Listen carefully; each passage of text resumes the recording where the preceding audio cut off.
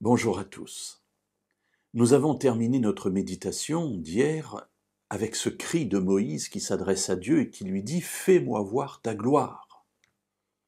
Alors la gloire dans la Bible, qu'est-ce que c'est? Alors tout d'abord, c'est un mot hébreu, kavod, qui veut dire lourd.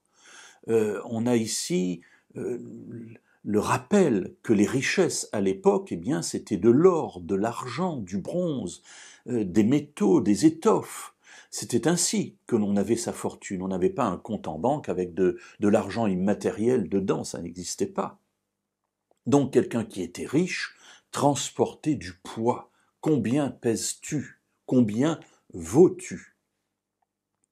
Alors quand, évidemment, Moïse s'adresse à Dieu, il lui dit dans le livre de l'Exode au chapitre 33, verset 18, « Fais-moi voir ta gloire », il n'est pas en train de dire ici « Montre-moi ton or et ton argent », quoique peut-être que c'est... Je ne sais pas ce que Moïse a en tête. Bien sûr, il sait que Dieu c'est pas cette richesse qui intéresse Dieu, mais en même temps, c'est le seul élément de comparaison qu'il a dans son monde à lui. Donc fais-moi voir ta gloire, fais-moi voir toute ta puissance, fais-moi voir toute ta grandeur. Alors, quelle peut être la réponse de Dieu?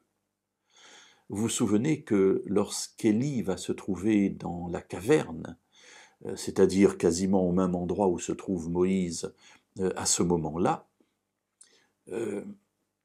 Dieu lui dit « Sors, viens à ma rencontre ». Et il y a un tremblement de terre, il y a du feu, voilà, il y a des manifestations extrêmement fortes du tonnerre, donc quelque chose de bruyant, quelque chose d'impressionnant. Et pourtant, Dieu n'est pas là-dedans. Et effectivement, dans notre vie, nous recherchons la gloire de Dieu parfois au travers des événements puissants. On voudrait des miracles. Souvenez-vous de la question posée, ou en tout cas de l'attente proposée à Jésus par des scribes, des pharisiens qui lui disent montre-nous un signe, voilà, fais un miracle, alors qu'il en a déjà fait plusieurs dizaines. Voilà, montre avec ta puissance ce que tu es capable de faire. Descends de la croix et là nous croirons en toi, ce qu'il n'aurait pas fait de toute façon. J'allais dire, il n'aurait pas cru en Jésus pour autant. Vous voyez, donc on est très bizarre quand même dans nos attentes. Bref, toujours est-il, c'est que fais-moi voir ta gloire. Alors qu'est-ce que Dieu va montrer à Moïse? Est-ce qu'il va lui montrer tremblement de terre, du tonnerre, du feu? Le verset 19 d'Exode 33 nous dira que Dieu, l'Éternel, lui répondit « Je ferai passer devant ta face toute ma bonté, et je proclamerai devant toi le nom de l'Éternel.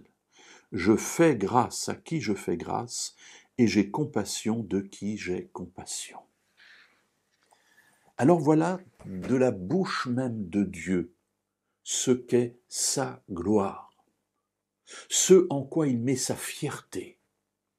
Il dit « Je fais passer devant ta face toute ma bonté ». Voilà la gloire de Dieu, toute sa bonté et sa compassion, c'est-à-dire son amour profond de ses entrailles, de son utérus, puisqu'on a ici des termes qui touchent à l'utérus de la femme. L'amour le plus profond qu'un être humain peut porter pour un autre être humain, c'est l'amour d'une mère pour son enfant. Eh bien cet amour-là, c'est l'amour de Dieu pour chacun de nous. Voilà la gloire de Dieu. Et peut-être voilà aussi le chemin qu'il veut que nous empruntions nous aussi.